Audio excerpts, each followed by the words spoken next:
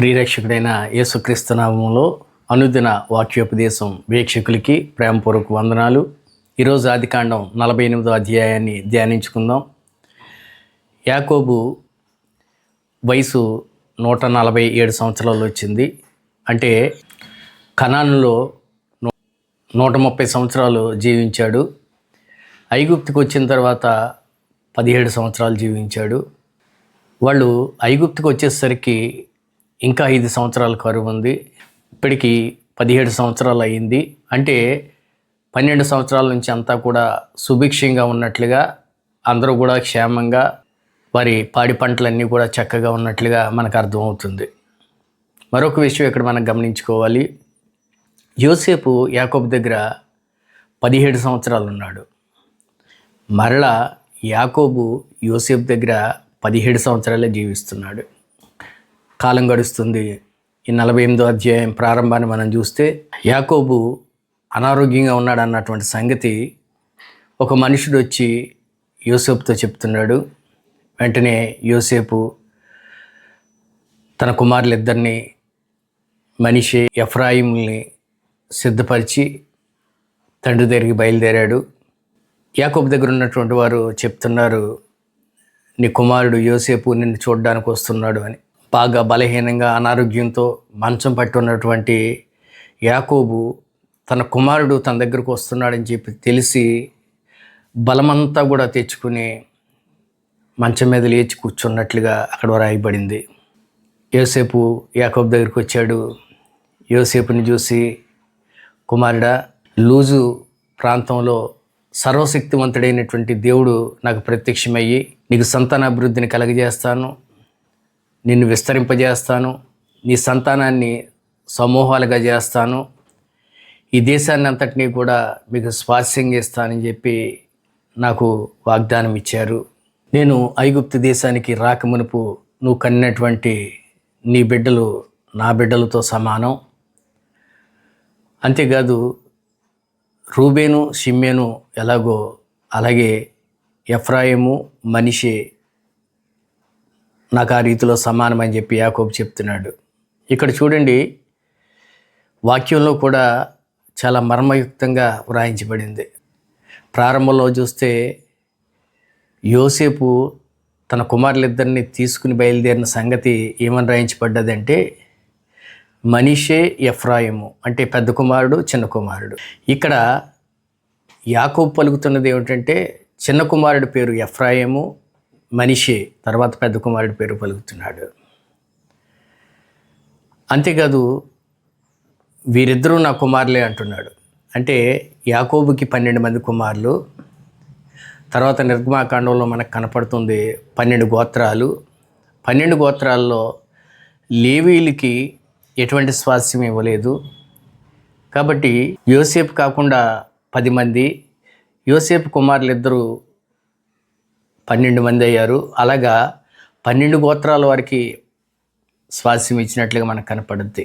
అంతేకాదు తన తల్లి అయినటువంటి రాహేలు మరణం గురించి కూడా యాకోబు అక్కడ ప్రస్తావిస్తున్నాడు.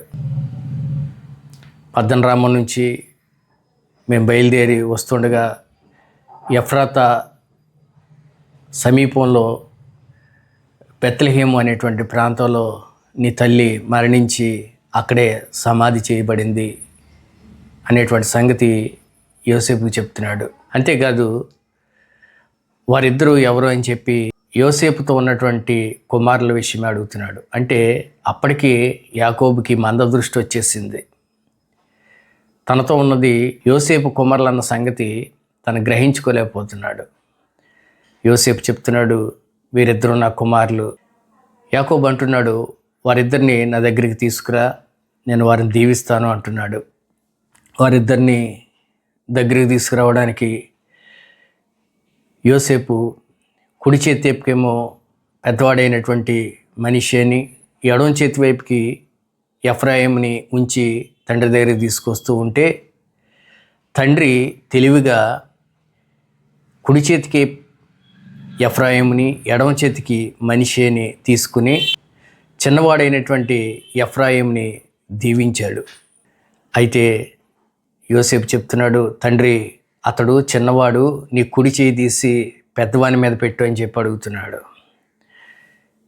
యాకోబు అంటున్నాడు, నాకు తెలుసులే, చిన్నవాడు పెద్దవాడి కంటే గొప్పవాడు అవుతాడు, పెద్దవాడు కూడా ఆశీర్వదించబడతాడు అని చెప్తున్నాడు.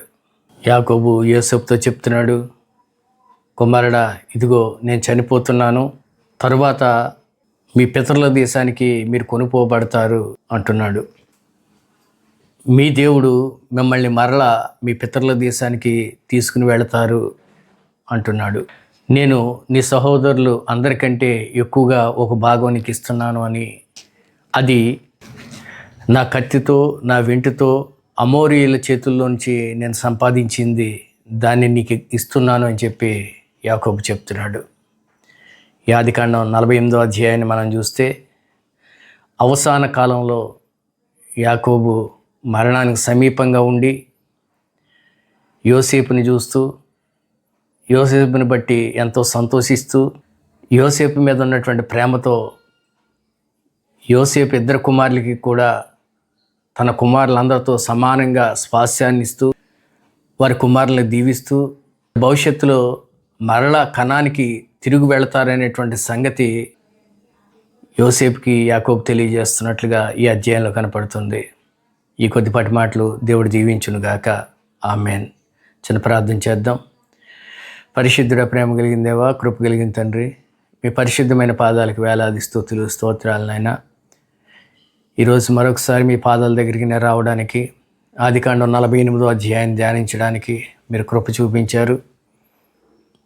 దయతున్న తండ్రి, మరణ సైన్యం మీద ఉన్నటువంటి యాకోబు దగ్గరికి యోసేపు కుమారులు వచ్చినప్పుడు వారి మీద ఉన్నటువంటి ప్రత్యేకమైన ప్రేమ చెప్పున వారికి స్వాస్యాన్ని అనుగ్రహించినట్లుగా, దీవెనలు అనుగ్రహించినట్లుగా వాక్యాధారంగా మాకు బయలుపరచబడుతుంది. ఈ సత్యం మేము ఎరుగునట్లుగా సహాయం దయచేసి మహిమ ఘనత ప్రభావాలు మీరు పొందుకున్నామని పరిశుద్ధుడైన యేసుక్రీస్తు నామములో ప్రతిమాలు వేడుకుంటున్నాం తండ్రి. ఆమెన్.